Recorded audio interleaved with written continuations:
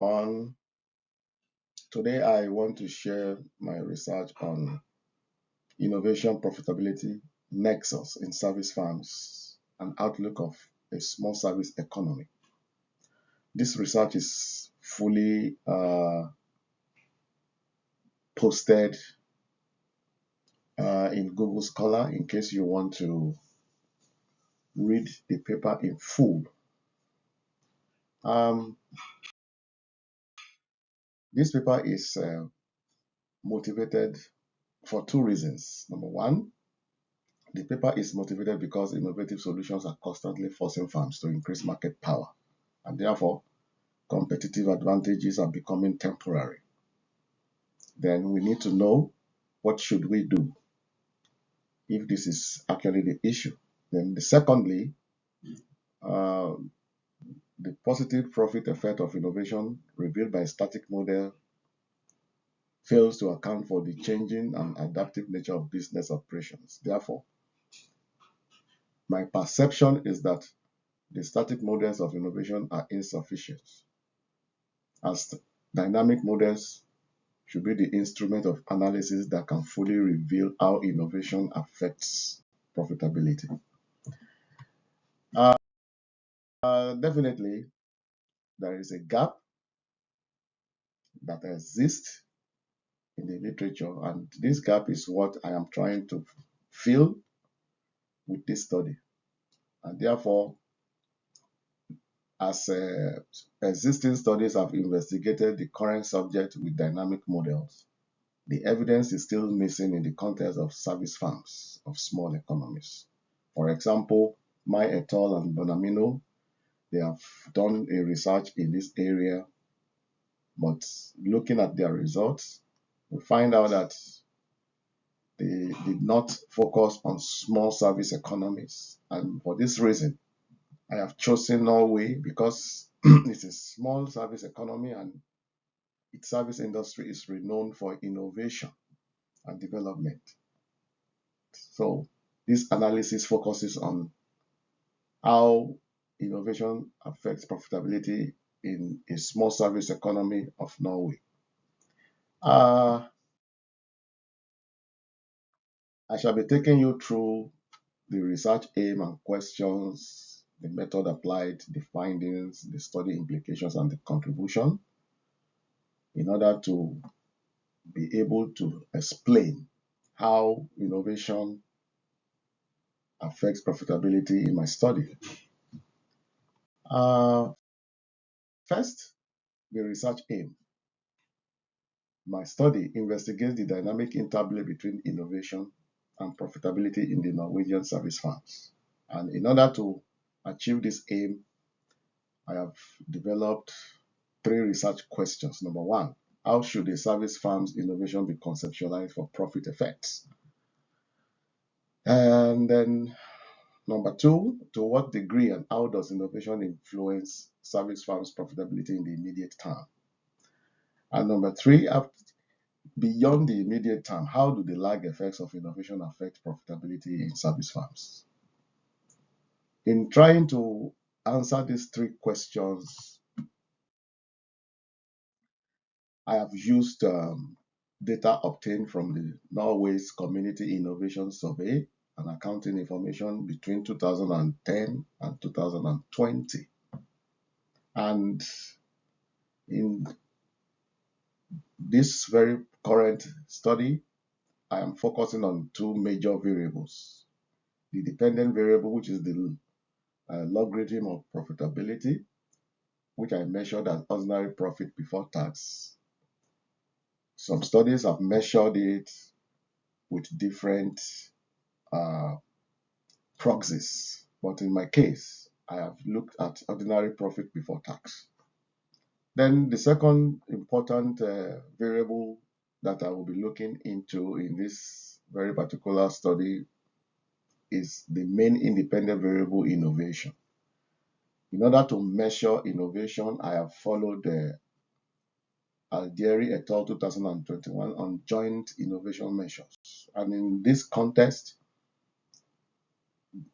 innovation is a binary measure. Um,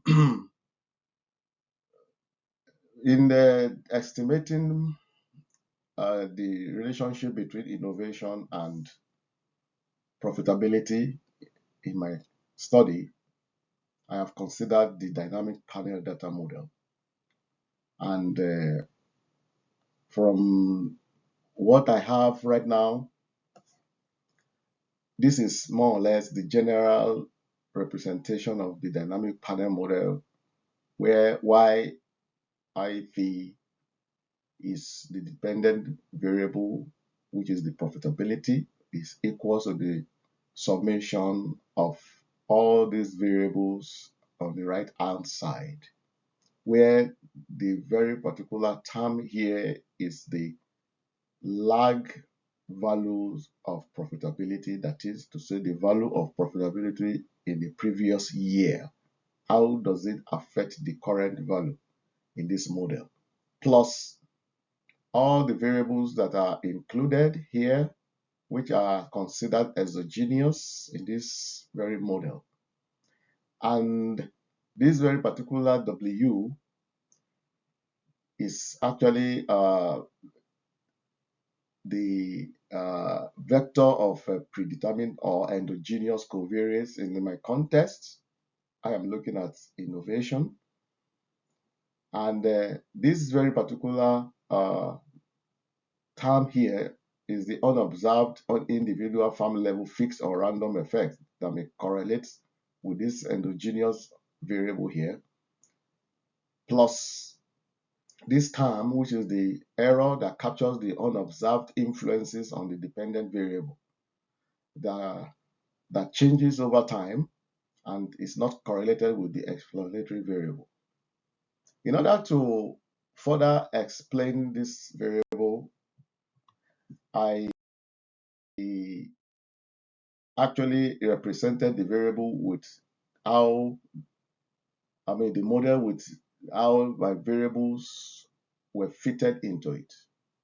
This very particular Y, which you saw initially, is the dependent variable profitability, which is equals to the past value of the profitability of the farms. How does it affect this very current value? Plus innovation. So this is the current value of innovation plus the value of innovation last year plus the value of innovation 2 years ago plus labor productivity currently this year plus labor productivity last year plus market concentration in the current year plus market concentration in the previous year, then plus this health, which is the farm size. How does the size of the farm affect their profitability? Then plus this vector D, which is year dummy. How does the fixed effect of the years actually affect their profitability in this model? Then plus this term that I've explained earlier. Now, in estimating that model that I have just shown to you, I have approached it from two perspectives. The first perspective is the XD about 2 estimation approach, which I have actually shown to you right now here. And in estimating this ST about 2, I have used the 2-step estimator and 1-step estimator in just trying to compare the results. And like I said, I am going to be looking at profitability and innovation for explanation, and the full gist of this study I'm sharing is on Google Scholar. So when you look at this result, you see that the previous value of profitability of the farms is positively affecting their current value, which means that when you reinvest your profits in these farms, it helps you to improve the profitability in the current year. And that is exactly what is shown here. And when you look at the results for innovation, we see that the current value of innovation, which is this, is improving the profitability of the farm with all these positive effects. But when you look at the first lagging effect of innovation, we see that, which means that innovation a year later has a negative effect using one-step estimator, but under the two-step estimator, it's not significant. And when you look at the second lag effect of innovation, which is the effect of innovation 2 years later, we see that it became positive again under the two-step estimator and the one-step estimator. And all this Hansen p-value and the AR1 and AR2 values are actually reported for validity. But in order to validate these results, I have also used the XT-DPD command for estimating this model, and which is the one that I actually interpreted in the paper with two-step estimator and also one-step estimator. And if you look at this result also, you see that the previous value of profitability is positively affecting the current value, in line with the one that was first reported. And when you come back to the innovation effect, you see that the current value of innovation has a highly significant positive value on the current value of profitability, in line with the XCR bond too. Now, when we come to the first lag effect of innovation, which is the effect of innovation a year later, we see that here, under the two-step estimator and the one-step estimator, the effect is negative, which is more or less in line with the first result that was shown to you, except for the fact that it was not significant under the two-step estimator under here. But here, under the the XT-DPD command for the system estimator, you see that the effect of innovation a year later has a negative effect on profitability.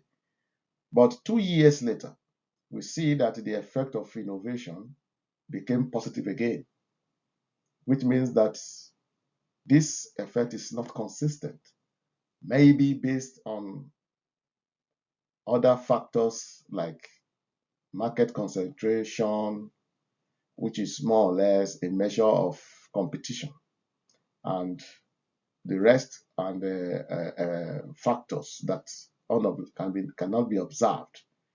So when you look at this effect of innovation in the first year, which is very highly significant and higher in magnitude than the effect of innovation 2 years later. So which means that the positive effect of innovation beyond the current year may be lower in magnitude compared to the effect of innovation when it was currently applied in a farm. The Sagan p-value and the AR p-value are actually reported to show validity, but this can actually be obtained in the full paper. Now, what are the findings? Based on the reported tables, especially the second table, I found that innovation has an immediate and strong positive impact on profitability, and this view or result is supported by Bigliardi 2013 and Ramadani et al. 2019. Secondly, I found that in these service firms, innovation has a negative short-term lag profit effect, and later on become a positive profit effect in the medium term. So in this study, the effect of innovation a year after the immediate, the current year is regarded as a short term. And 2 years later, this effect is regarded as medium term effect. And thirdly, I found that this very medium term positive impact of innovation is lower in magnitude than the immediate term, which I have already explained. And looking at this result and other sensitivity analysis and robustness, I found that the profit effect of innovation become uncertain after 2 years. And this insight is supported by Diaveni et al. 2013 and Govindarajan et al. 2011 that claims that innovation now has a temporary benefit for farms. And this result has also proven them right. And all these explanations are graphically represented here. The first column here is the effect of innovation in the current year, which is very high in magnitude. And when you look at the second year, the effect turns negative here. And 2 years later, the effect also became positive. But the magnitude of the positive effect is lower than the magnitude of the positive effect in the current year. And these are the findings of this study. And based on these findings, there are economic and practical implications. First, one of the economic implications of this result is that in a small service economy like Norway, this result suggests that the lasting profit effect of innovation is constrained. And for this reason, continuous improved innovation management is essential to sustain this benefit over time because of growing competition. Secondly, the positive correlation between the past and current profit values shows that the financial gains of the firms can act as a catalyst for further innovation. And moving to the practical implication. First, this result or this study enlightens the need for policies that encourage innovation among service firms, providing a strong incentive for innovative activities. Secondly, this study implies that firms must not be too comfortable with their initial profitability gains because they have to continually enhance their value proposition and operational efficiency to withstand competitive pressures in the long term. And in the third place, this study indicates that innovation from the dynamic economic model can help policymakers make an informed policy that can promote competitiveness and a profitable service sector. Now, what is the main contribution? The main contribution of this study is that in small service economies, resources are very, very limited. And for this reason, it can be challenging for them. And these challenges can make them susceptible to external shocks and uncertainty.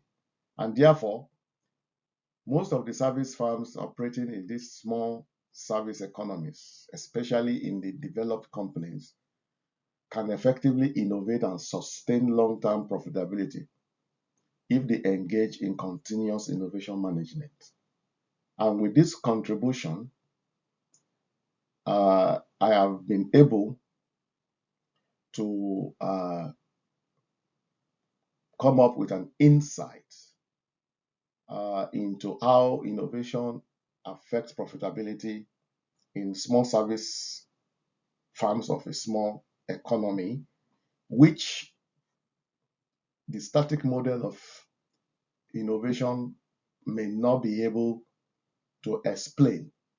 So, which means that when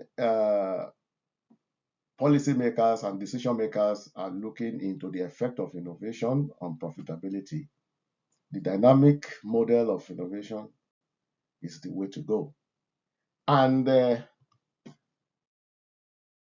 this study does not